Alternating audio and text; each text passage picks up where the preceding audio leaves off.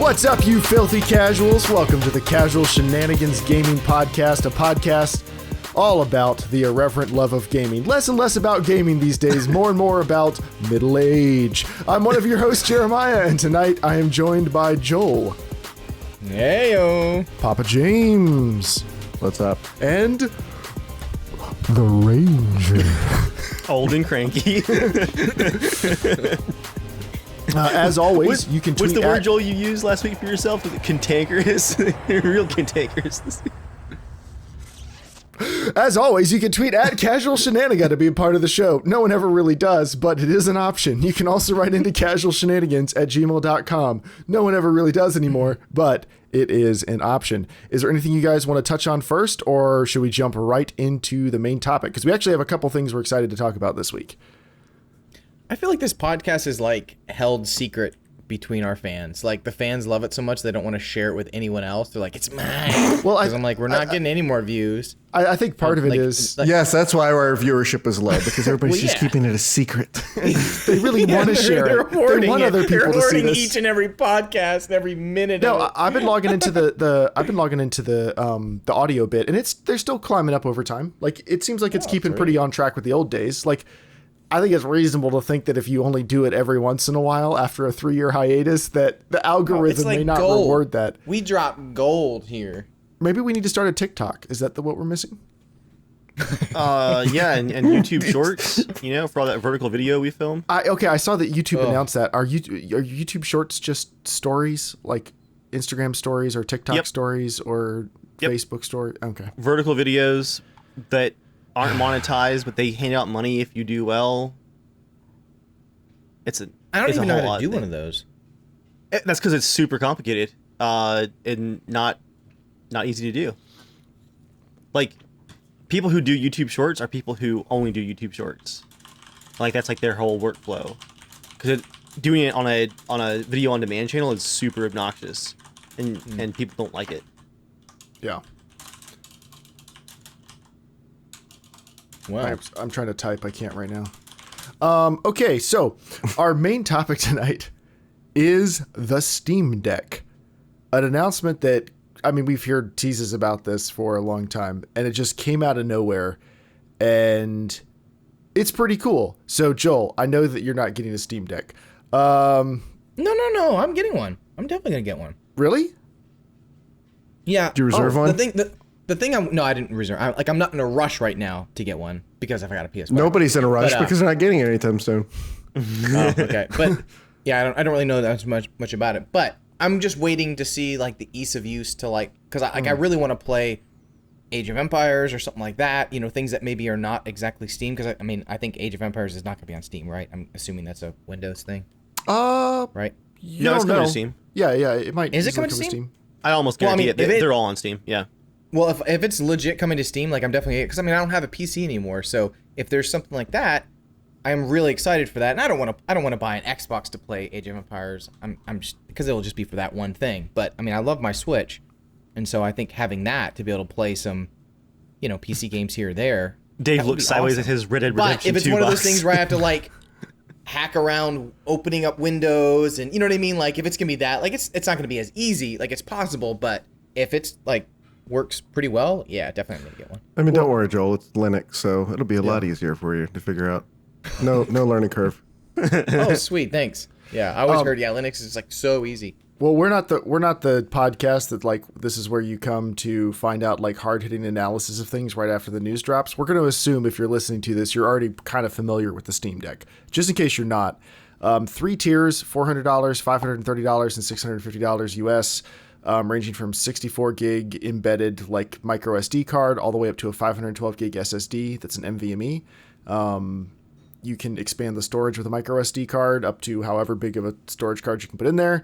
It's running an AMD Zen 2 APU.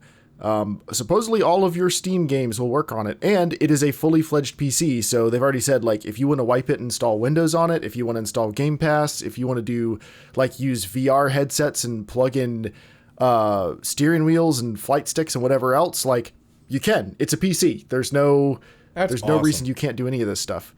Will it run Netflix though? I want to walk around with a $500 Netflix device. Does the Switch have Netflix on it? iPad. Oh yeah. Ooh.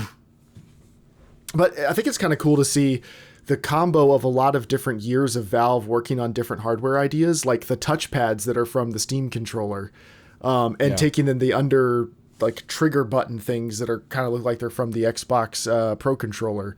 The screen doesn't look like it's going to be any better than the Switch's screen, most likely, but it looks like it'll probably be perfectly fine for gaming on a device like that. The battery life's supposed to be pretty good. Like, it's going to come with a dock. Like, to be able to, have that and, like, play an RTS game or whatever. I'm like, maybe you're not going to play it super high. But the fact that it is a PC, you can, like, hey, I'll just adjust the settings. I don't care if it doesn't look that great, but I can run it. That's really cool. Yeah. Well, and so supposedly it has 1.6 teraflops of power, of GPU compute power, which is a little bit worse than a base PS4. However, they're targeting 720p, and there's not much operating system overhead. So Valve says it's just a tad over 720p, isn't it? Yeah, it's like 1200 by 800. But Valve has said so far they have not found a game it cannot run.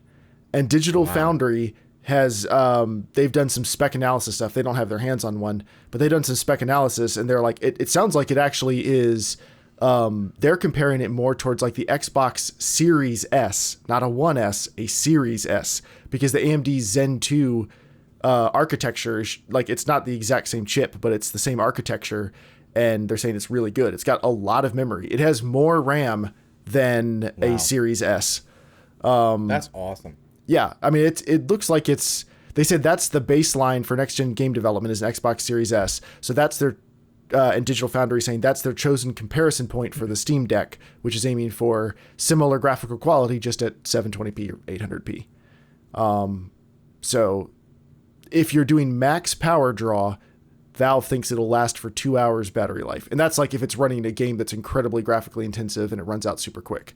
Joel, on like the most graphically intense games you can play on your Switch, how long does the battery last? Yeah, I would say it's about similar. Yeah, like I think, and it's not super intensive, but I played Dark Souls a lot mobile, and that it would last about an hour and 45, maybe 2 hours, depending if it was just like directly pulled off of full charge.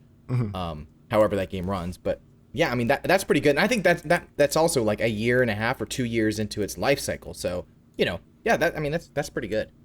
I know. There's a lot of people complaining like it's not 8 hours. I'm like, I can't play for 8 hours, so 2 hours is just fine, But yeah, I'm legit stoked about it. I hope it really, really works well, because I mean that's just cool to be able to have. Because I mean I have so many games on Steam right now. You know what I mean? It really sounds like not only is it a nice surprise, but it's like a lot of the I sure hope it can do XYZ. Like they kind of checked all those boxes already, like answered a lot of those questions up front, which is nice and surprising. Well, again, being a PC, they're like, yeah, if you have a headset that can plug into any of the ports we have available, of course you can use it. Like we don't care, do whatever you want. And they're gonna build a direct like whatever API or something like that. So if a game developer can go, hey, we know the specs of it, they can pump out an update that it's gonna work well with that spec too. I bet. Right. I mean, I think it would make sense especially for a PC game. Yeah, they tried Steam OS, which is what it's running. They tried that like to push that years ago, and then there was like Steam machines and stuff, and none of them ever really caught on. But apparently in the background this whole time, they've been working on what if we just did our own hardware that was like our spec that people could plan around and everything. So I'm really excited, but I want to know from you guys. I think so far, James, me and you are the only ones who have actually pre-ordered one, right? Okay. Yep. James, do you have an idea of what games you would realistically want to play on something like this? It's silly, but I'm more excited about playing games like Oblivion and Fallout New Vegas on the go, because there's the kind of the older games that I've kind of always thought, man, they did a Skyrim, they did we got Fallout 4, but they never did anything with the old games. That's as close to getting those re-release remasters as we're gonna get. At least being able to take it on the go is kind of cool, because they are just kind of drop in and play for a little bit and then stop playing type games. As you're, sitting and waiting for something to happen, you can at least be exploring or doing something, and that. Yep. And the fact that it has the like sleep mode or whatever, like Switch. So, I mean, because that's one of the best features on it. Is just like, because I obviously replayed Skyrim on it. Like it was so nice to just hit power, like it was on, and you're back into where it is, like no loading, and you just enjoy it. So that would be really cool to have that, with other like Steam games or stuff like that. Especially like, please, I hope Age of Empires runs well. So I'm curious about things like strategy games, because you've got the little touchpads, and you've got the joysticks and stuff, if you can figure out a good interface for things, like I want to play some strategy games. I think that would be a great type of game as long as the UI scale's okay to play on that. Yeah, for sure. Although be warned though, Joel, Age of Empires is not running well on the developers' computers right now, according to all the trailers. So, or I mean, like even like what's like the Company of Heroes and stuff like lately, I've like gone like, oh man, I really want to play a game like that again. Like seeing you guys Company play of Anno Heroes or whatever. Is a great example because a lot of that is, it's a little more smaller scale. It's like unit-sized groups, and it's a lot about positioning. Yeah, that would be a really fun one for that. I hadn't even thought of that. Especially if you could just hit pause, power, and you come back to it and you just continue it. You know what I mean? Again, because those are the games right now. I don't have the time or patience to like want to sit in a chair like at a desk and play 6 hours of Age of Empires. Like, I mean, I'd probably suffer through it a bit, but I could see myself playing more consistently if I had something like that. I'm just gonna relax in a couch or something like that, or play a little bit more, or something like that. I think, and then having the option to just plug it into a monitor, that would be really, really cool. So I hope it Ultragram works. in the chat mentioned that he would get it to play Daisy on his lunch break.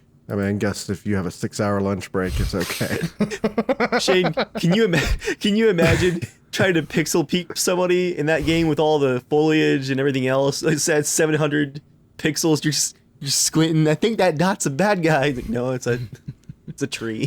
Or you could just have it off and it's a black screen and you're basically playing Daisy at night. So what I think is cool is being able to do like emulate the old LAN party type games, like being able to play, back in the day, you played Halo and you had like all these Xboxes connected to a bunch of TVs and everybody connected to each other and like everybody was sharing different TVs. I think it'd be cool to actually be able to do that with some of the multiplayer games that we play. Actually, just literally be sitting in a room and playing at the same time. It's cumbersome to take your PC to someone else's house and set it up and having space. By the time you do all that, you've killed a good amount of your time. This is literally just take and go and hey, let's play. So I think that's kind of cool. This is a long shot. I doubt it'll actually happen, but I want to happen. I don't want to wipe this and install Windows on it so I can have Game Pass until I see a bunch of other people do that, because I'm worried about the operating system overhead. Like, it's just not really designed to run something like that. So maybe those games will run okay and maybe they won't. But I would like it if Microsoft would make like a Steam app for xCloud streaming, like for streaming games to it, because then like I can already technically do it on my phone, but like I hate setting my phone up on something like and plugging a Bluetooth controller in and whatever. That's just not, it's too much hassle. But if I could do that and stream games, there's plenty of games on the Xbox streaming that work great. And like, it's a pretty smooth experience. And I would definitely play a lot of those on it. I think for me, I'm probably the most excited about indies.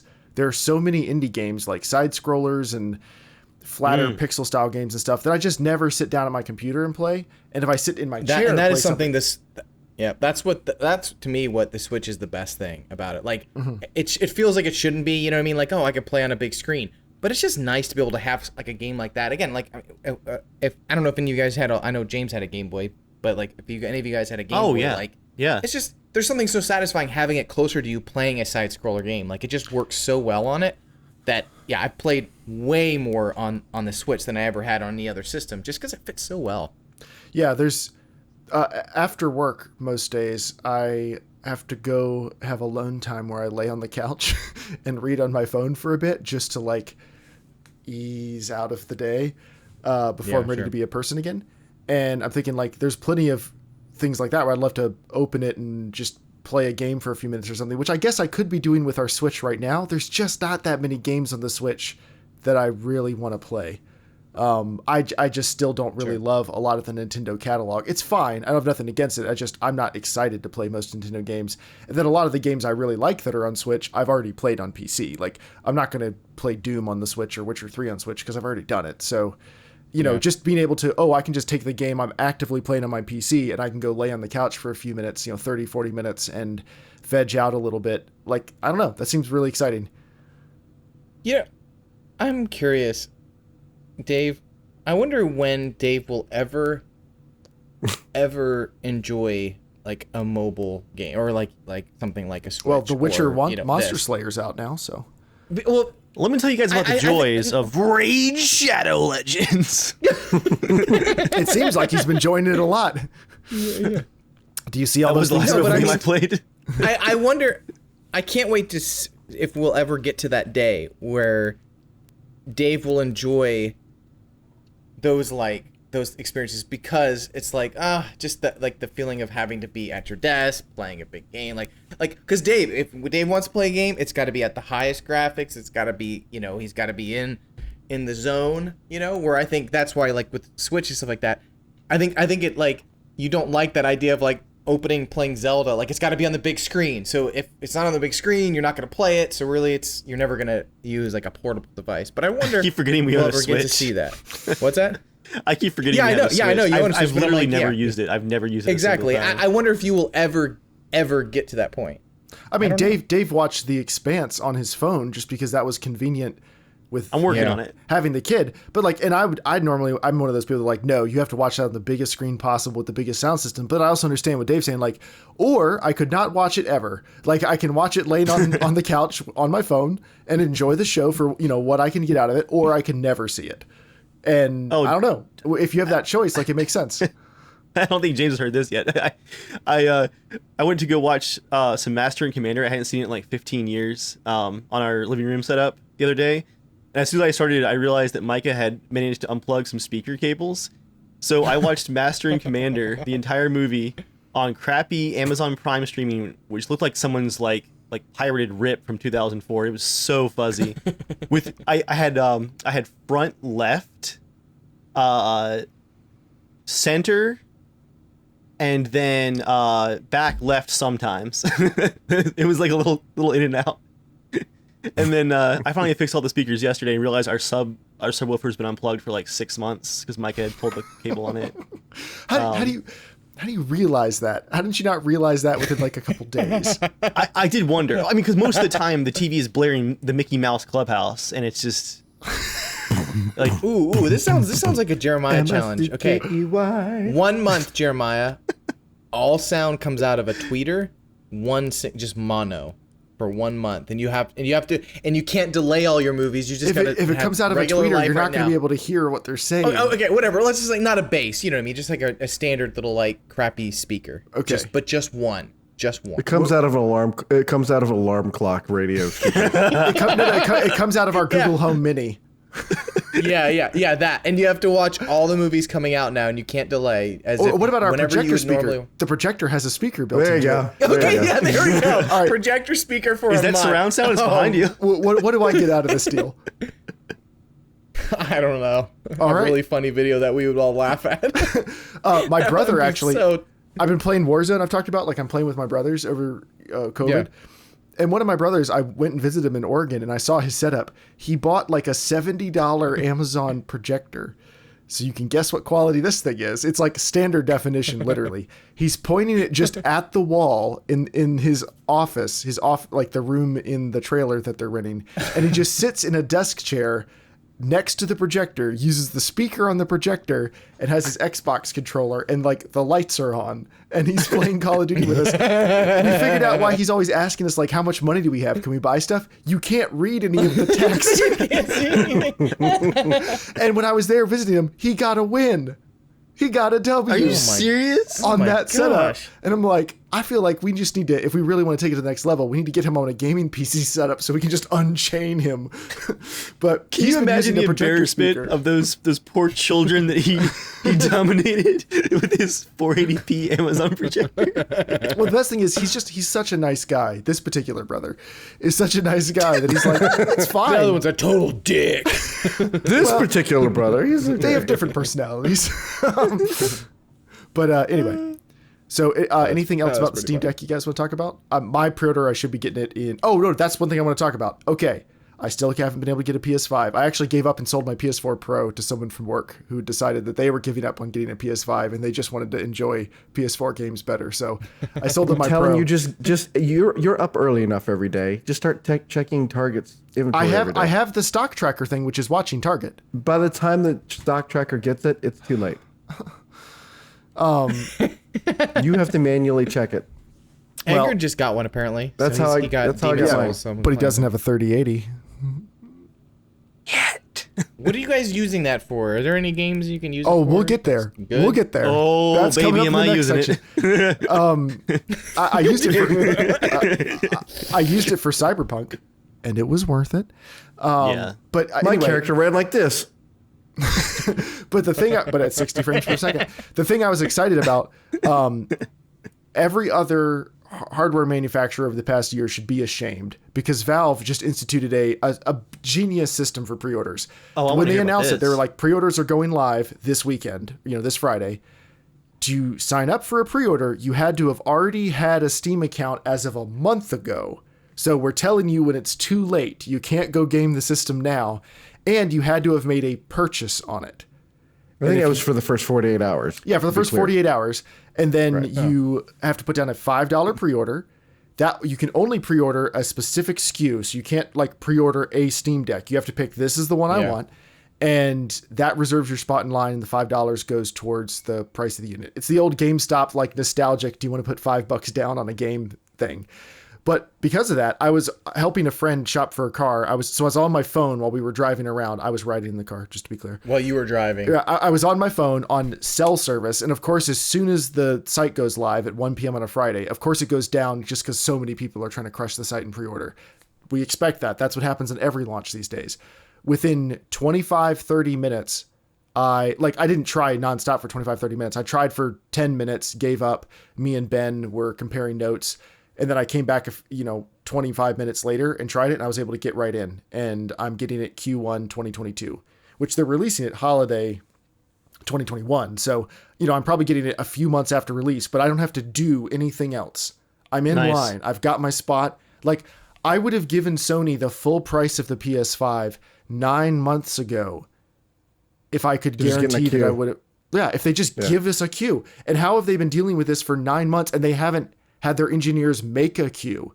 Like EVGA within 2 weeks got a queue system set up when the 3000 series cards released. It's super simple too. Like every other manufacturer should be ashamed that they haven't instituted something like this. Have you tried buying anything through PlayStation Direct? Like where you go right to their site? I've ticked the thing that says I'm not a robot, and then I sit in the queue and wait to see if I get a chance to go for into an the hour, store. and then by the time you get there, you can buy a controller and 2 games. So stupid. I really hope though, like right as you're about to get the Steam Deck, like it's also taken somehow. And Ben points out a good point. The only reason I got a 3090 because I have friends that love me. Yes, Ben is our dealer. Ben is the right type of friend that calls you and says like, I already bought the 3090 because I was in Best Buy. If you don't want it, I'll return it. And I'm like, no, that's correct. You can get those video cards in Best Buy? Well, for 30 seconds at a time. I mean, this was the 3090 that was at Best Buy, at his Best Buy where he lives. So, anyway. Well, we're in the threes now? 3090? Yeah, it just dawned on me. Whoa. Well, they didn't RTX 3090. Joel, they didn't go to like the 2000 series and then do 100, 200, 300, 400, 500. It was they got up to 1000, and then the next generation was 2000, and then the next generation was 3000. So. Oh, okay. Well, I just totally missed on the 2000. Yeah, your last one. So when you get an 860,000 series, because they don't know how to skip numbers properly. The way they name that stuff is super stupid. But yeah, anything else we want to talk about with the Steam Deck, or ready to move on? Dice has some words about naming things. Is it much better than how Xbox has been naming their stuff? Oh my gosh. Somebody needs to go beat the person who's like, well, instead of Xbox 2, because PlayStation's coming out with a 3. So instead of Xbox 2, let's call it the 360. And someone's like, is this going to screw us later? No, we'll think of another cool name. Let's go back to Xbox One. Now let's have the One X. Let's have the Series X. I always thought like Xbox Infinity would have been kind of cool, or just like at least add like some name, like you keep Xbox they should have and just add the I realize they're like, we can't be one number behind PlayStation. I don't think anyone would care. Like, just for the sake of like moms and grandmoms not having to stand at the counter in GameStop and be super confused. Like, yeah, no, I feel like it kind of did like the Wii U thing. You know what I mean? Where it's like, if you're a hardcore gamer and you're into it, you're gonna know what's going on. But anyone else, is just gonna be confused. I love that Sony's like, all right, guys, you ready? You ready? PS5. I love how every time they're teasing a new generation, people are like, what's Sony going to call it this time? I'm like, why would they mess up they're the only ones who actually have a good naming scheme. Like, that's it. Every time with Nintendo, people are like, please don't be dumb. Please don't be dumb. Oh, okay, that's all right. And with Xbox, it's just, they're inventing some new language each time. I mean, even like Samsung and Apple do that too. It's like, ooh, it's the 8, 7, 8, 9, 10, 20. Right, because they're like, well, Apple's on 11, so we can't do 11. It's like, no one cares. No one's like, I was going to buy Android, but I saw that it's the same number or one number lower. So I was like, oh, I guess I'll get an iPhone. Literally nobody cares. Somebody at Xbox headquarters kicks in the boardroom door. Guys, have you seen what they're naming these gaming laptops and monitors? The XQW7 2800 333. Meanwhile, Apple, having been creatively bankrupt for many years now, is just like, we're going to keep calling it the iPad. And if you want to get service, you just have to figure out what year iPad is. We're not going to put the year on it. We're just going to call it iPad. All right, good luck. Yeah, that's right. Yeah, there's like the new iPad. Like, okay. I'm so thankful I never got into the iPad stuff. I can't now. Like, I think maybe if I had gotten it earlier, I'd have to keep up with it somehow. But I'm like, I don't want an iPad. I don't know what iPads are. I'm like, no, I don't want. For reading, What's an iPad? I really like my iPad for reading and for watching TV shows when we're on flights. That's all my iPad does. I read car forums before I fall asleep. That's why I needed an iPad Pro. That is pretty pro. Well, I got a used one, so it wasn't that bad. It is now time for What Are You Playing This Week? A part of the podcast where we talk about what we've been playing since the last podcast. So we're going to call this segment, What Are You Playing This Month? Would anyone else like to go before Dave and I do? I'll be fast. Dark Souls 3, what I'm playing right now. Oh, have you beat it yet? And Mass Effect. No. Well, I got my older brother. He's the farthest. Uh-huh. And then finally got Jonah all caught up to where he is at. So Remember when I beat it in 2017? Mm-hmm. Yep. I remember. Well, this time I'm trying to actually beat it this time because I got to the end. It was like some boss where like actual real enemies. Yeah, like, midway through, I remember. I'm stupid. I never thought to just turn it offline mode and just try it there. The only reason we got through that so quick is we were in there in me and Mark were there in like the first 3 days the game was out. So there just weren't many people cheesing that situation. You were a couple weeks behind and it was already bad. That's the only reason.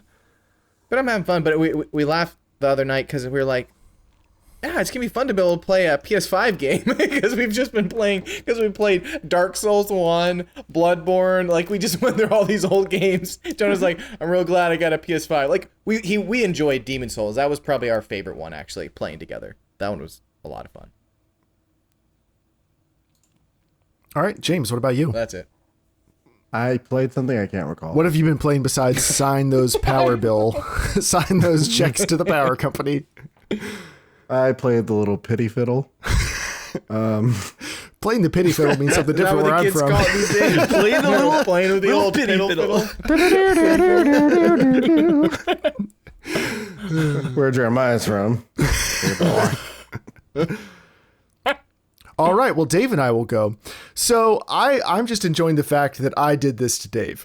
You saved me, though. You saved me. I did. I cursed you and saved you. And cursed me. So I don't know what got into my head. It was on sale on the Steam sale, and I was like, I'm going to try Anno, because I've heard good things about it as a simulation game, and I'm curious. So I got Anno 2205, and I had a good 26 hours with Anno 2205. And apparently that's not one of the better liked ones in the series. It's overly simplistic and everything. But once I figured out, like, the for anyone who doesn't know, Anno is like a city builder simulation civilization type game. You know, there's tech trees and all this stuff, but you're doing it in multiple locations around a planet. In the case of 2205, you can also like colonize spots on the moon and the Arctic tundra and space stations. And like, and there's some combat in all of them too. Yeah, there's some like combat. Yeah. It's not like Command and Conquer level combat, but it's like Command and Conquer mobile level combat. Like you got to make some basic decisions, but it's more about just bring the right things to the combat. Fight. Exactly. Some mini game style combat. And, but once you figure out the economy and everything, like, I was, by the end, I was buying up stock in everyone else's companies. I'm making money, like I'm making $400,000 a minute or something. And I've basically created several slave colonies that only exist. Do you just leave your computer on as it just churns? Well, all they do is they exist to make luxury items for the main colony that pays all the taxes. It makes me all my money. Oh, dude, So, I love those games. if you were born in the tundra, congratulations, you're an algae farmer. Try not to riot. And so I played like 25 hours. They don't try very hard. But Dave looked at all of them and was like, oh, Anno 1800. Here, Dave, I'll tag you in to talk about Anno 1800. Well, yeah, I've had a month that's felt like years. The last June and July have just been beyond chaos for me. So there was like I think it was almost like 4 weeks. Like I hadn't played a single thing, like not a single game. Hadn't really thought about it whatsoever. But while Dad was initially in the hospital, there was a lot of just waiting around for them to figure out what's the next step. And, you know, I'm working during the day and working on the house at night. And I was like, I need something to just unwind with. Something that I'd like just a city builder, a strategy, some combination of all the above. Jeremiah had mentioned trying Anno. And I've been wanting to try Anno 1800 for years. It's the newest one in the series. It's the Industrial Revolution. It gave me like a little bit of those Empire Total War vibes. I love that time period. It just, so knowing that I hadn't played everything though, like I mean anything, I was really hesitant to buy it outright because it wasn't on sale. It's their newest title, and it was $60 the week I wanted to try it. I wanted that de-stressor. It was $60, but for the edition with all the seasons, because they're still dropping tons of content for it. It was like $120 for the Ultimate Edition, full price. So I was like, "There's no way I'm gonna pay this money knowing that I have not wanted to play anything." So I did the $15 a month Ubisoft trial, like the just unlock Game Pass deal.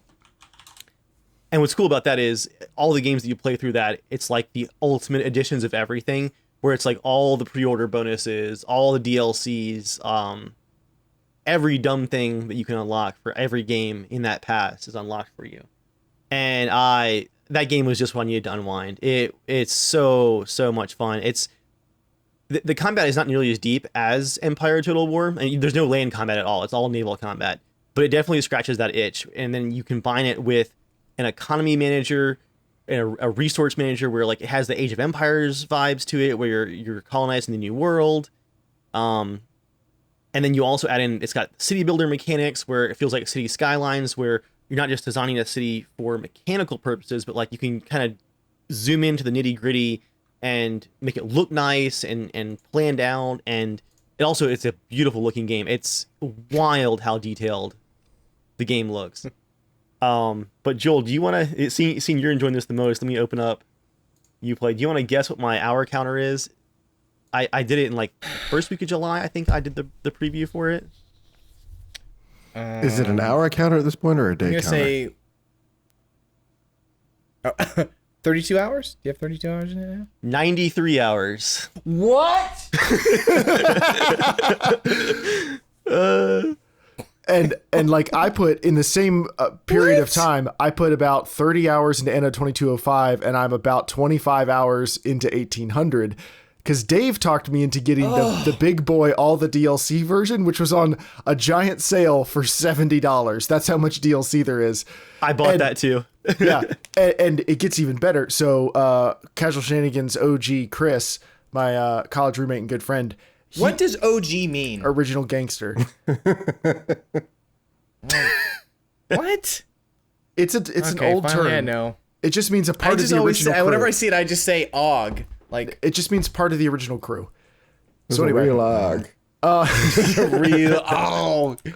All right. So anyway, we were looking into the co-op. You can play with each other in the same world, or you can play multiple people on the same team playing the same company. It's corporations. It's not countries. But like, you can have 4 people play the same corporation, which I know you're saying, like, how do you not step on each other's toes? There's so much supply chain management and logistics and stuff in this game. And there's right quests, Joel. Yeah, he's working on. in the new world, setting up our supply routes and fighting pirates and doing rum, like I looked it up. It's stuff. not on Mac. I was actually gonna buy it, and it's not on Mac. He's doing all. Probably your Mac wouldn't run it.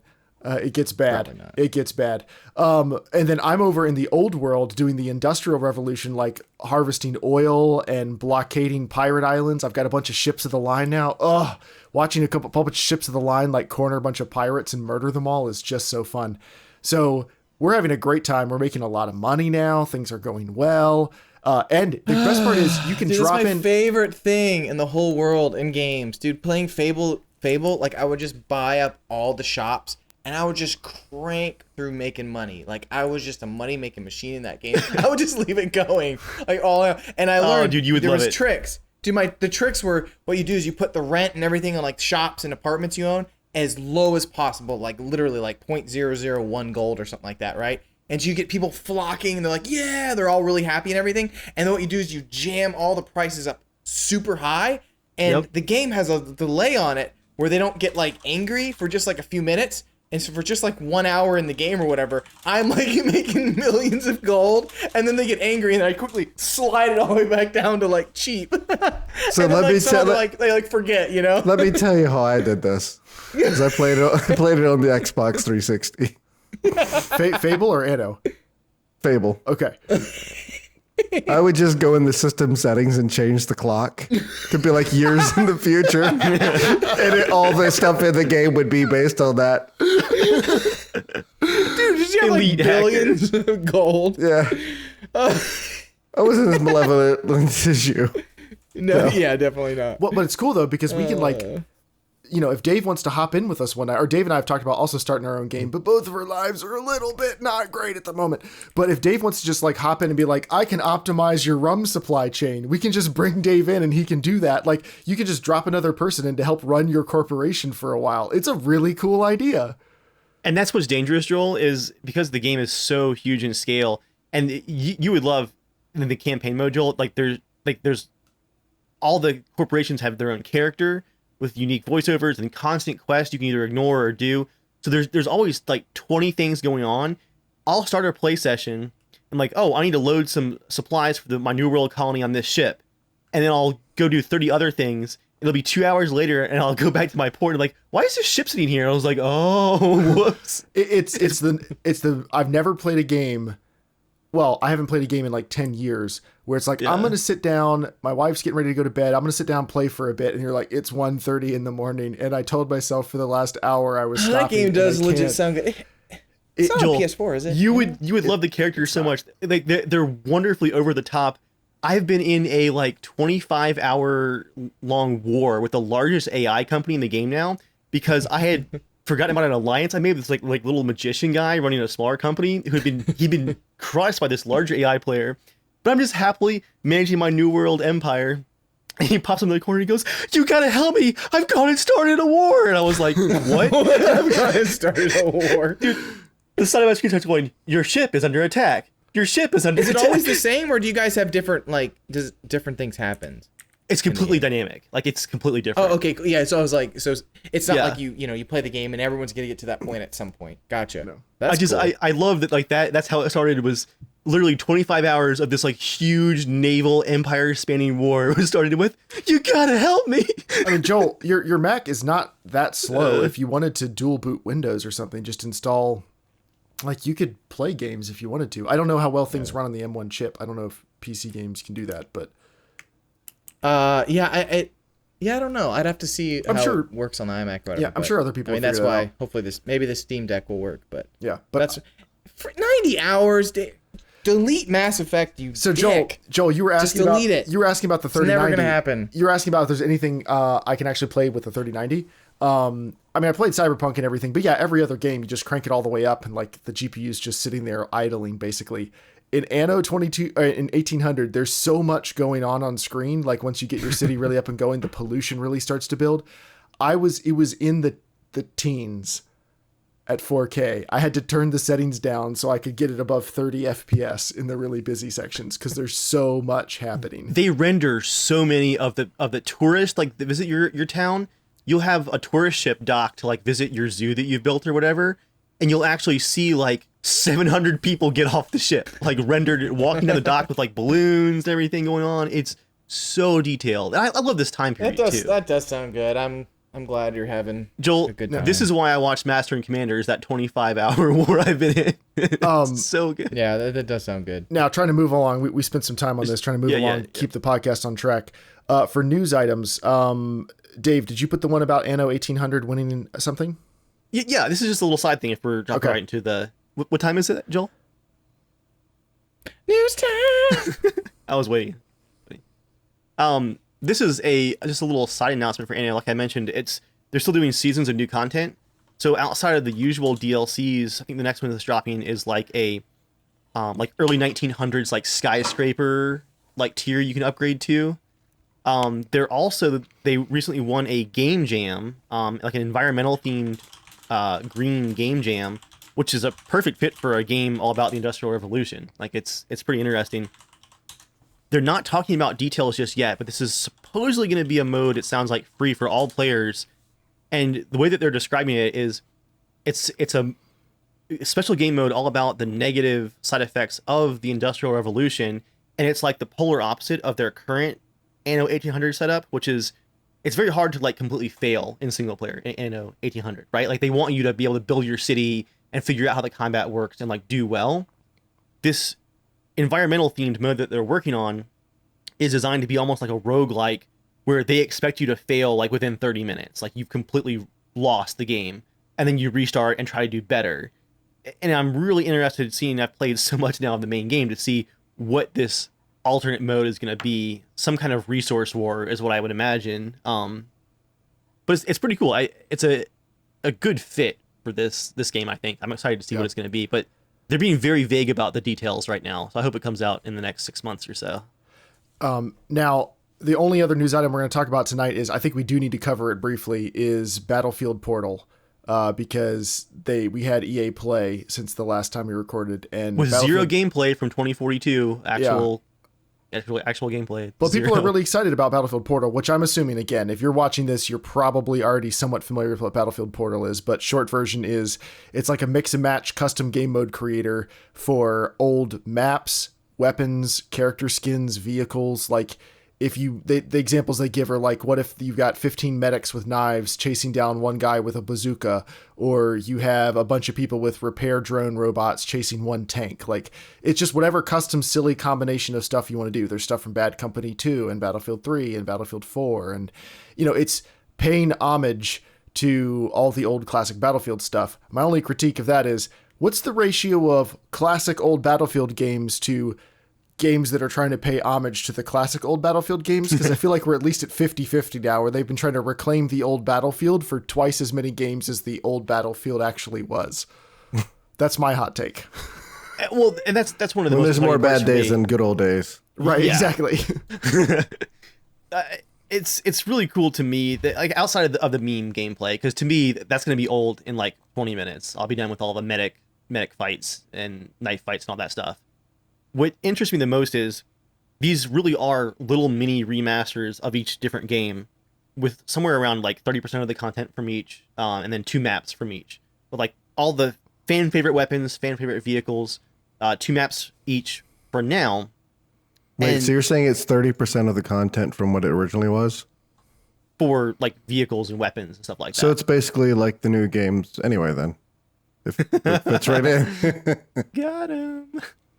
But again, outside of the meme gameplay, the exciting thing to me was they announced that they're going to have presets, so you can literally click a button and play the Battlefield 1942 maps with the original like health regeneration settings and like medic stuff. That's how that game originally worked. And then you could do a mixed mode server where it's just classic Bad Company 2, classic Battlefield 3, classic 1942, all in the same server. And it just rotates between the different games. Like, that is... Are you at all worried they bit off way too much? If I hadn't seen it working to me, so well, I mean, if you look at all the other, the last couple games, their levels of patches and fixing things and, like time to kill and all that kind of stuff is so way off. And that's just on one mode. You know what I mean? On one main mode. It's going to be... I mean, I feel like they're trying, it's like they're trying to include a lot. You want to know, Joel, why I'm not worried, actually? Because you're right, people should be skeptical. Yeah. But why I'm not worried is because the studio Cha-ching. working... What paycheck he's getting. I'm not worrying. I'm getting paid. Battlefield2042.com. The entire studio working on Portal is Ripple Effect Studios, which was until like last month, DICE LA. So it's the studio that saved Battlefield 4, did all the Battlefield 1 expansion content. Basically, it's the studio that's done the best Battlefield work in the last 10 years is DICE LA. They literally saved Battlefield 4, brought it back from the steaming heap of garbage that it was at launch. Stockholm has had some really rough launches. Like you said, some really awful decisions with balancing patches and stuff after launch. Whereas DICE LA has always been coming in the last 10 years and kind of bringing the stuff that people really want to see. So, and their studio is entirely working on just Battlefield Portal is like their entire thing. So my question is, how does this not take players from the main maps? All the main game content can be accessed in Battlefield Portal. Right. So you could also have. Go ahead. How does this not make people just flock to these modes and not actually play the main game? I think a lot of people are going to play this mode. Like I am. Because they're going to have the 128 players on all the Battlefield Portal maps. And that was the main thing. I was going to be like, oh, I want the extra players in the main game. But if you can do 128 on the old 1942 maps, yeah, I'm all about that. Also, it lets them, anytime they're suffering from like people hating whatever latest patch they put out that breaks the balance of whatever, because it's DICE, so we know they're going to do it. They can just go, but we're adding more Bad Company 2 stuff to Portal. And people will be like, all right, that's fun. Yeah, it's interesting how they're promoting it, because I'm like, we haven't really seen any gameplay from like the actual game. Yeah, like, that's the weird. main game you're buying, you know. And we haven't seen any gameplay really from Portal. Like we don't actually know if it's going to be actually any good, you know. Which is baffling because they've been at EA Play twice, and there's literally been playing honestly, of the game. To me, I think one of the problems right now is they don't really have any benefits to the actual 2042 side of it. You know what I mean? Like, there's nothing that sold me whatsoever. We haven't seen enough to actually sell us. Yeah, I know. Yeah, like there's nothing sold. They could have just sold this game as Battlefield Portal. Like, to me, I think they're gonna find out that very quickly that they could have not had to do any 2042. I think that's what we're gonna find out very fast. Because the same thing if you think about like how Apex and Fortnite is, like they thought it was something else, and like everyone didn't care about that. They cared about something else, and now it's just this. You know. Remember, Fortnite was like, originally even with Call of Duty, like them. Go ahead. Fortnite was a survival game originally. Remember, it was a zombie game. Yeah, exactly. Yeah, I think the 2042 part is going to be absolutely left behind in the dust. It's a good chance. Really ugly. It seems so far that that's not the part they're really excited about. They're excited for Portal and stuff. Like they're excited for people to hopefully like Battlefield again, because that's what they're actually focusing on, not the new game, which is honestly a little bit troubling. It was a late game. I bet it was a very late developer choice to do, hey, let's rebuild. Because I think they saw how bad 5 was, and they probably made, hey, we got to add something else to the next game. I guarantee that's probably was one of the things. From what I've heard, it was actually more, it's been like a pet project, like a secret pet project for a while. But I think, yeah, recently, like the last 2 years, someone said, okay, everyone's working on this now. Yeah. I just hope it actually works. I feel like you said with Fortnite route, and like H1Z1 was going to be the big DayZ competitor, and it was actually kind of cool. Like it wasn't great, but it was unique, and it was cool to explore the map. And then they saw that sweet money from their battle royale, and they're like, all right, bye. Yep. Like this, it was literally what they put all their creative energy into, and then they made a mode that took off, and they just literally ditched it all. Yeah, honestly, I could see. And EA does that on games that's literally their only mode. They'll ditch it. So. Yeah, I could see them actually turning Battlefield into kind of a Fortnite-ish, in the sense of that you can build and you can, you know what I mean, trying to make it into just more of a community as opposed. I know I'm hurting, but I kind of think I didn't want to say on the last podcast when we were talking about Battlefield, but I think this one will be the one that actually kind of ends it for us, or at least for Dave. I think at some point, because I think it's going to really translate into a different type of game, which I think might be more successful with today's kids and, you know, college age students, I think, playing this game. But I think this might be close to the end for where Dave's going to, because I think it is going to expand, and I think it's going to be more of like a big community thing and building. But I think it's going to translate into something that maybe is not quite what we think it's going to be. But I think it's gonna be good. But I think it's gonna be good for the next group of players playing this game, but not necessarily for the old school. I just don't see it. I just don't see it happening. I'd like to see some actual gameplay so I can weigh in. Yeah, I know. Because I think there's going to be very few players that are going to be playing in the modes that Dave wants to play. Like, yeah, again, I mean, if it makes it easy for all of us to hop in and play, 6v6 or something in a cool regular map or something like that, cool. But I think it might turn into something more like Fortnite, where they're going to find that niche where like everyone like loves this mode, where everyone's doing wacky things and stuff, and it's going to be really successful. And then they're just going to go all in on that. Or they're trying to double down too hard on the wackiness, and people won't enjoy it because a lot of the fun of Battlefield was figured out how to cheese the systems. Yeah, either or. That's kind of what I think is going to happen. So like the fun with doing an exploded truck or whatever. I don't know if it's PC to call them Jihad Jeeps anymore, but oh no, it's called C4 Jeeps now. C4 Jeeps. Okay, yeah. That the fun of doing that was it broke the game. So, all right, we're now just doing 90 seconds with Joel. What did I have on here again? Give me 90 seconds for my memory to come back. I lost my document. What did I say? Just all right. Give me a quick. Well, this has been the Casual Shenanigans. No, shut up. Meat and potatoes of music. No, I just thought to share something. I don't know. Probably just something that will annoy everyone here. So when I listen to music, especially in the car, and Joy knows this, but I only listen to the meat and potatoes of music, okay? And by that I mean like I'll usually like I skip around a lot in music because I'm always like searching for like one that I want to use in editing down the road or something like that. But like the last time I listened to like full tracks is probably like the last time I listened to a record. Like I will listen to a song, right? Okay?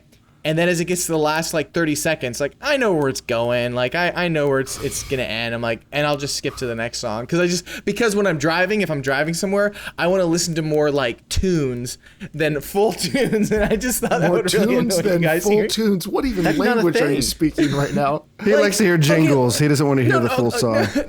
No. Like think about this. Like for next time, I'm trying not to. Think about eating pizza, right? Okay, you're eating a delicious pizza, but then you get to the crust, right? Okay, some pizza has really great crust. Some pizza has great crust, some don't. And have you ever gotten to like, I kind of wait like the next actual slice of pizza, and I don't want to just stuff myself on only the crust, because the pizza, like the main part of the pizza, has the rest of the ingredients and everything, right? So I kind of do that with music where I'm like, okay, at the end, I'm like, I know it's just going to fade out in like 20 seconds. Like, it's not going anywhere. Like, I know where it's going to end. And so I'll just like hit the next song and like, yeah, get me to that beat right now. I know it's so annoying. But I do listen to music just like when I'm designing, I'll listen to all music, full tracks, everything. I'll just let it go. But when I'm driving in the car, like I hate listening to songs slowly fade out. I'm just like, I don't know. That's a boring part of the song. Like, just get me to the next. Are you even listening to songs that have like vocals in them, like actual albums? Or you barely listening never. to Sometimes. I mean, sometimes I'll listen to oldies. I've been really listening to a lot of 80s music lately. So, those 80s music, I think I pretty much listen to the whole tracks. But anything else, I just always like, the whole song. Not even like the whole album. You're like, I listen to the whole entire song. I let the whole song play. That's how I watch Norman too. I'm like, I know where this is going. Picor messages me and he goes, meat and potatoes. Meat equals bonobo. Potatoes equals bonobo. That's good. Yeah, that's true. Yeah. You ass. So Joel, when you complain about modern music, the only thing we should interpret from that is you don't actually know what any artists are actually doing these days. I don't. Great. All right. This has been the Casual Shenanigans Gaming Podcast. If you enjoyed it, check out some links in the description. We'll be back sometime between 2 and 6 weeks from now. I'm going to do the thing I did last time. I don't want to release the set aside warm-up things. I'm just going to put the warm-up at the end here if you want to listen to that. And if anyone has any opinions. Or you could just skip the ending like I do. You know where it's going. What? I was like, people can just skip the end of the podcast. Like, they know where it's going to end. Get to the meat and potatoes. All right. Well, It's been. I'm just happy to get you guys annoyed because I know you guys will have like. No, this definitely memes and bothers crap me. and This gifs and definitely stuff really like bothers me. Yeah, Like, I don't like this at all. I like music too much to hear this disrespect. Then you don't want to hear about what I do with movies then. You don't watch movies. Like- I know that. Yeah, well, so on HBO Max there was some what's that we're not one doing movie? this now. No, Don Cheadle's in it. It's by what's his Hotel name? The Rwanda? guy who did Ocean's 11. Ocean's 11. I forget. I forget the name of the movie. It just came out recently. It's by the Ocean's 11 director. It has Benicio del Toro in it. Whatever. I haven't finished it yet. But dude, I watch it in like 10-minute increments. All right. Thanks everybody for coming out. Yeah, I watched Master and Commander with Until 1.1 next speakers. time. Until next time. Stay casual. Stay meaty and potatoey. Stay meaty. Ugh.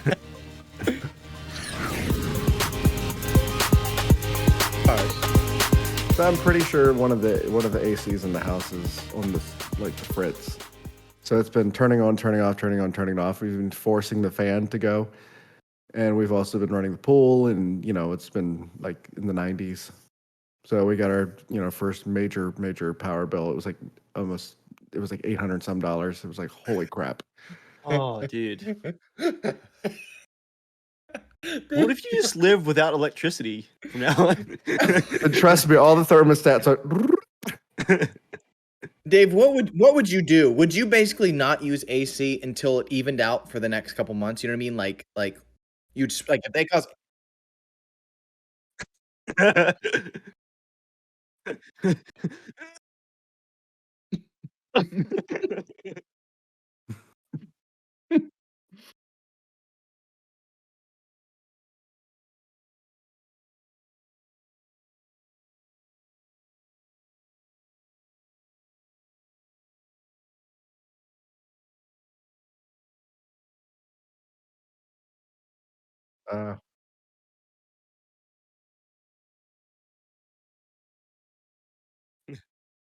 We're going to Uncle Dave's house.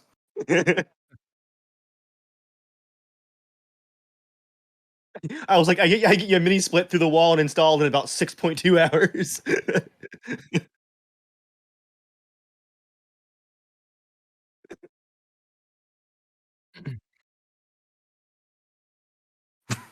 Yeah. One of them is an air conditioner that I bought for the first computer that I ever fully built myself. My freshman year of no, that wasn't my first computer. Second computer I ever built. Anyway, yeah, but it was freshman year of college, so that was 2007. Is how old that one was. It is yellow now. It's been out in the garage. Of quiet.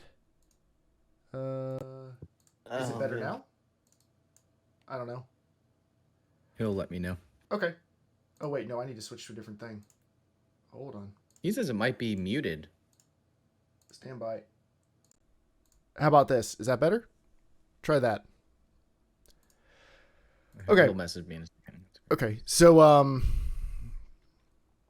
I lost my train of thought. Okay, so Dave the hero shows AC up. unit. He has the AC units. We bring him in. Well, we install them. They're old. They don't, the ceiling, the things on the sides that slide out don't quite make it to the edges of the windows because they've seen better days. Like, again, we're very appreciative of them, but they've seen better days. So we get them on, and I go in and I make some cardboard panels. I seal them up. I tape all the way around them. It gets the house down to like 76, 77. Like, that's fine. That's livable. We can do this. So I 1 degree cooler. It's livable. It's 78. Now it's 77. I can live. Progress is what's important. So now fortunately the AC does work in the bedroom. Like, that's a separate unit, and that was working okay. So we go to sleep, and we had called a local place that was highly reviewed to come out and check it out the next morning. They showed up 3 minutes early.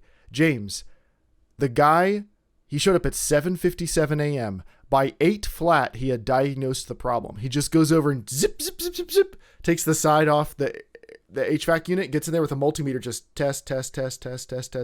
It's your capacitor's dead. It'll be X amount of money to fix. I'm like, done. 14 minutes from the time he rolled into the driveway till the time he was fixed, paid, and rolling out of the driveway. 14 minutes, and the HVAC was working. Now I didn't take the golden god. I didn't take the window units out though. I'm like, no, we used those overnight. They got us down into like 72. We're gonna ride that wave till I'm 100% positive this is working. So anyway, everything was working. I took them out. I dumped a bunch of water on myself because they had lots of condensation in them because I forgot how those work. And then when Dave came over today for me to recharge the AC in his truck because that was getting warm.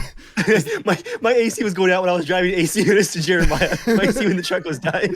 And then, I need to probably do that. You should have Joel, popped just one come on over. the side, your back, your windows. It's still pretty fine, but it could be better. Life is good, but it could be better. Yeah, and then I thanked Very Dave. strong. I thanked Dave by hitting the side of his truck with the AC unit and scratching it right where it was painted to repair it from where someone hit him in the work parking lot. Just dragged the AC unit right down the side.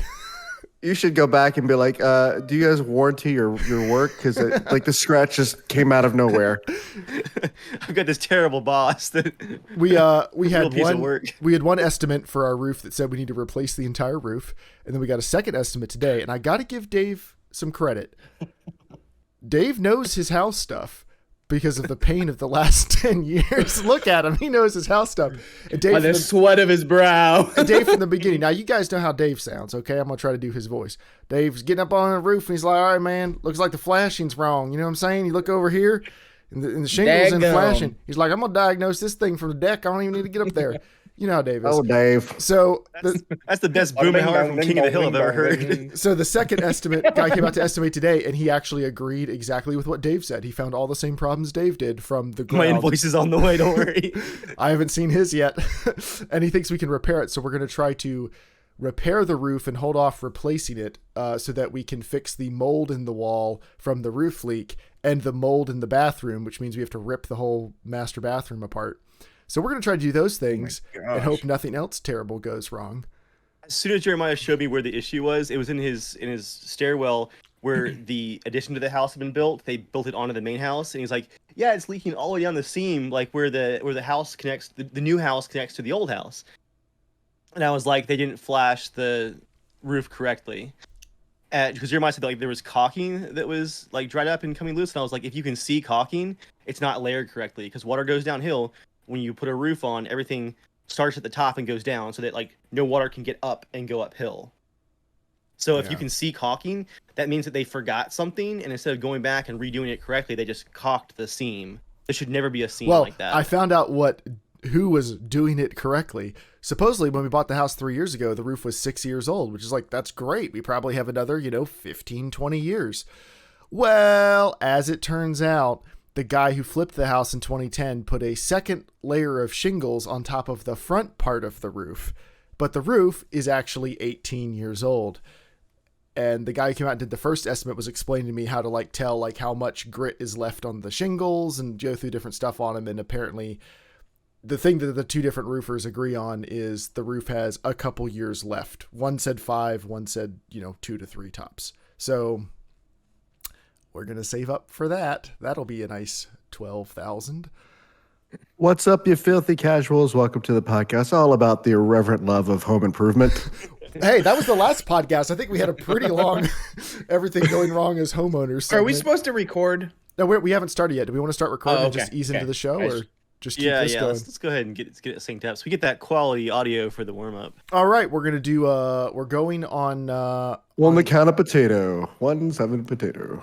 we're gonna go on the count of 3, okay? Go 1, 2, 3. Can we do go? We're going on go. Okay. 1, 2, 3, go. Check, check, check. Test, test. All right, let's test. stop that. check, I got the wrong checkity, microphone in my check, recording. Are you kidding me? Stop it. All right. It was good practice. Good. I thought I did a good job. You did actually. That was a good one. All I right, can't wait to see how you mess it up now. The pressure's Patronize on. me. All right, you ready this time, James?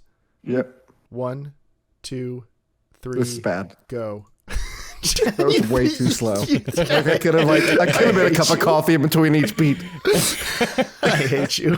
Let's see. Peeking a little 1, bit on me. 2. Joel, you're normally peeking. Okay. James, you could Okay, give me a turn little down. more from last time. Hey, give me a little more. Yep. Okay, that sounds good. Cool.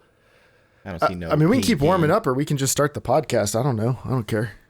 Well, you guys were all talking about AC stuff, like when ours. So there's 2 units, and one of them went out for the upstairs like last year, and it got replaced. But like there was this masterful team that came in. It was like 6 people. They laid down all this like cardboard stuff, paper. Like they taped it down. I mean, it was like legit.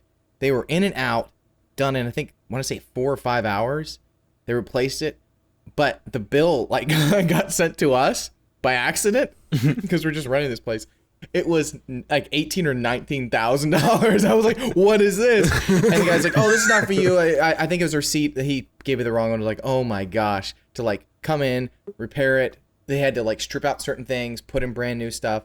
So the downstairs one just finally failed, and so that's next. But I'm like, I'm glad I don't have And to it was pay for on that day he said, I'm a renter for life. yeah, like as Dave was slaving away, I was literally like playing on my PS4, like enjoying it as they're like, hey, oh, I remember they came down the steps like, we're trying not to be too loud. We know you guys, it's your house and everything. They were like so kind and just awesome. And you're laying underneath a blanket. Yeah, you're laying underneath a blanket on your couch playing PS4, aren't you? I was. Joel insists as a prime renter that they select only the AC agency with a dedicated guy to feed him grapes while they're getting the AC of a golden platter. And the grapes are frozen first, of course. Like they bring them in a truck. Do they have 2 guys like fanning you the whole time too to keep you cool? It's part of the invoice. I like honestly, I couldn't believe how fast they did all that, and it was like incredibly. Oh yeah, and guess what? Then they vacuumed on their way out. I was like, Yeah. these guys are legit. And honestly, that's the worst part about doing anything in a house that you're living in. Saying as someone who's been doing it all myself is, you probably spend 30% of the time of your home improvement cleaning up over and over again. It's like you get a stage finish, and now it's time to like spend 2 hours cleaning everything, and then you do some more messy stuff, and then you clean it all again, and it sucks. I sanded down some benches for Jonah for his Airbnb. He made a really, really long dining table, like homemade and everything. So I sanded down the 2 benches. I've never like sanded before, like using like a power sander and stuff. Yeah, That was like oddly satisfying. Like, but messy. And also, you have lung cancer now. yeah, I'm dying. No, but then he just showed me a photo of it. He stained it and everything, and it's all finished, so it's nice. He's hoping he's going to be done about a month and a half. So we're trying to really help get it over the edge because it's been a long process. Done with the Airbnb? Yeah, his second one, I guess. So Second one. the one Ooh. because they're living in this one, but they wanted to convert it, but it's just taking so much longer than they thought, and they've done so much. I mean, it looks fantastic. So, but we built like awesome fire pits and gravel areas and dug and everything. So I realized today, Joel, during your presentation, that this house is my Norman. Like, yeah, I'm very close to matching you now on work time. I think by next year I'll be matched. And emotional breakdowns in the bathroom and the car outside Home Depot. I really felt that presentation today, Joel, right in the old soul. But yeah, that's why I think I'm about ready to. I've been looking up interest rates for home improvement loans. I'm ready to bring in a team. Joel, yeah, it sucks, but man, you can get so much done. The only thing I really learned from your presentation was, next time I'm coming to take some casual pictures for a little project, I'm going to bring the good camera if we're going to be using these for the next 7 years. Yeah, I know. I think I brought like the crazy. 1D3, I think. Like, not even a full frame sensor. Like, it was already 5 or 6 years old by the time I brought it. Like, it was not a great camera. And then for the longest time, I was just using like the low quality JPEGs. And then you're like, oh yeah, I've got like the high quality ones. I was like, oh, okay. I've been shooting in C-Log on the R6. I've heard of that, but I don't know what that is. It's a flat color profile. So you can go in and grade it yourself. So like you have to use a LUT or something to like a lookup table to make it look good. But I've been doing some tutorials on how to grade the footage, and it's not like raw footage, but it's pretty dang close. Like it gets you a lot of the same flexibility you get out of raw. Not for that white balance, but it does for like exposure and stuff. For the next camera, I'm getting what I plan to do for like the next, I guess, legit short film or film that I want to do is I want to shoot it where it's like closer to that. Like I don't think I would be able to like my brain could calculate just looking at the flat, like the ultra flat. But I think I want to use the one that gets a little bit closer. Well, you can. So I have a little bit more latitude, but yeah, or that's whatever log. the one that like yeah. That's log. Or whatever the one that like I know some of them you can actually have so it like actually shows you kind of what it can look like, right. even though it's technically shooting. Right. So you want to shoot log, and then this camera has an option where you can set the preview to show you what it would look like if you weren't shooting log, but it shoots log. So as long as you, that's how I want to shoot. That's the camera that you're taking with you on your trip. Oh, okay. Well, I'm not worried about for this. Okay. This is fine. But like for the next thing, if I'm shooting, whatever. Yeah. Oh yeah, Dave, the thing that just mentioned in the chat about Battlefield Portal, that should probably be a news item, shouldn't it? Oh, I just put it in there, yeah. Okay, sweet. Do we want to go and get this thing started? Let's get started. All right. Oh, I need to. Because I know us, we could old man rant for like 6 hours. Well, the only last thing I have to say about it is, so there's been plenty of times over the years where like I do a car thing for somebody, like just some basic maintenance or whatever, and it can tell like it's a big stress load off somebody that like it's just doable, and I get it. Like if you have a garage and all the right tools and stuff, a lot of jobs that would be a pain in the butt just aren't that big of a deal. Because I used not to have the tools in the garage and everything, and it was a big deal. And bringing Dave over to look around the bathroom, and he's pointing like, oh yeah, we can just do this. Oh yeah, we can just, this is no big deal. This is no big deal. I was like, yes, finally, somebody who actually is good at this. Oh, wait until you see the wet saw we're going to use for the tile though. I get it for free from a family contractor guy, who's a friend of the family. He's got children's teeth as part of the... He's emphasizing the friend of the family thing a few too many times. I wonder what the story is there. Yeah, he was going to throw it away because the reservoir was broken and like leaking. So I plugged it with gutter sealant to hold the reservoir shut. It's like this little tiny plastic handheld saw thing. Is this going to be another Dave family special, like when I was helping you use a saw to cut the countertop and you were resting the saw cord in a puddle while it got rained on, and is it like that? Okay, great. Good. Dishwasher works great. Island's fantastic. I love it. We almost died that night. Dave's standard for tools is slightly different than my standard for tools, but he saved more money, so I don't really know who's winning. I haven't saved more time though, because as I always say, we have every tool you could ever need for any project, but can you find it? And we have several of them. Which one works? Yeah. Which one is... Jeremiah lays out his like little like cloth thing and just like lays about all the different tools are there, and they like all sparkle and shine. They're each cataloged with serial numbers. And meanwhile, I went to go put some putty in the laundry room the other day and just grabbed a blade out of the garage. And the first swipe I did of sheetrock, it left brown streaks behind because apparently the blade was steel and got left out in the rain. It's all rusty underneath. I just streaked rust into the sheetrock. James, what I have learned is if all the forums talking about a certain job for a car are like, oh yeah, if you buy this specialized tool, it's a lot easier, buy the tool. Don't try it yourself first. Just buy the special tool. Like when I first got like carbide tipped Sawzall blades, I'm like, this is incredible. I've been fighting with this bolt for hours, and I could have just cut through it in 30 seconds. Or a step up drill bit, like a conical step up bit. It's amazing. Anyway, all right, let's get the podcast started. Like I said, video games. We need to do a casual conversation about home improvement. We need to do any casual conversations. I'm off the soapbox now. That's it. This podcast is casual conversations. That's just what it is now. All right, we ready? I mean, I don't know why I'm doing the time. Like we decided, Joel and I, before you guys get here, we're not doing time anymore. Listen to the podcast. Turn it off when you're done. I mean, it's not like it's a long episode these days. Please be kind and rewind. You'll be able to fit it in. Apparently, YouTube now attempts to make automatic chapters if you allow it, which I have no idea how that algorithm works. I would like AI to listen to this podcast and try to pick automatic chapters. Can you see if you can enable it on the channel, Jeremiah? I want to see if it can try. I don't know. I hear if you listen to the podcast backwards, it's interesting. Jeremiah's AC breaks again. If it breaks again, this podcast is done. All right. I'm gonna go. Joel's pee goes right back out of his mouth.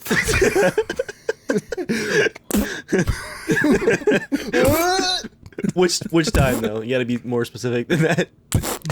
Yeah, which time? You got to go back into the Yeah, archives to get it Joel, all when you were back doing your out. presentation today, I'm disappointed you didn't tell some of the good stories for making Norman. I wanted to ask you, like, Joel, what was the point where you're like, this is all going to shit? Was it when you were behind the mountain of trash? Yeah. Was it? Like, I feel like Was it? you glossed over the suffering way too much. You're like, Hell yeah, it was really hard. I'm like, no, that's not fair. Oh yeah, we could have teed up some good ones for you, Joel. Like The long car ride home of shame. Like, That oh night. yeah, with that your co-presenter was like, I bet your wife was really supportive. I'm like, oh, if we could get her to tell some stories. You know, Joel, I just a lot of remember writers Joy had like a driving, favorite. James in the other seat up Rubbing your front, head and I'm in while the you- back. I'm literally in the back, like back left. Like I was like leaning my head on the window, like just sitting in shit. In my filth. Like, Go ahead. Joel, I choose to believe you haven't hit your peak yet. But I think I we know, know. no, I think we know where the valley Many is. more years to go. We know where the valley is. Yeah. I really wanted to ask, You like, should you have know, said- Joel, a lot of famous writers have their favorite, coffee shop or a little quiet park bench where their inspiration really hits. Joel, what was your favorite spot for inspiration to Dude, strike? I just remembered there were ducks. There was like that little pond in the junkyard. There's like a little pond, and I took a shit right next to the ducks. And I just remember them going like doing that. As I'm just sitting there Joel's looking, doing it I'm right back. Well, not up here. When they said your wife is probably really supportive, you should have said, "Yeah, my wife is supportive," but you should have met my manservant Pecor. Well, no, a lot of these people might have remembered him. I wanted to tee that up, but I didn't know if, like, would you be prepared to talk about him in a nice way, or would you just launch right into we just abused this guy for 6 years? Like, I didn't know if you'd rehearsed that, so I didn't want He to. said, "Hey, can I use your house for 2 weeks?" Hey, can you That's a drive trap. over from West Virginia and make me a time machine? Yeah. All right, let's do this.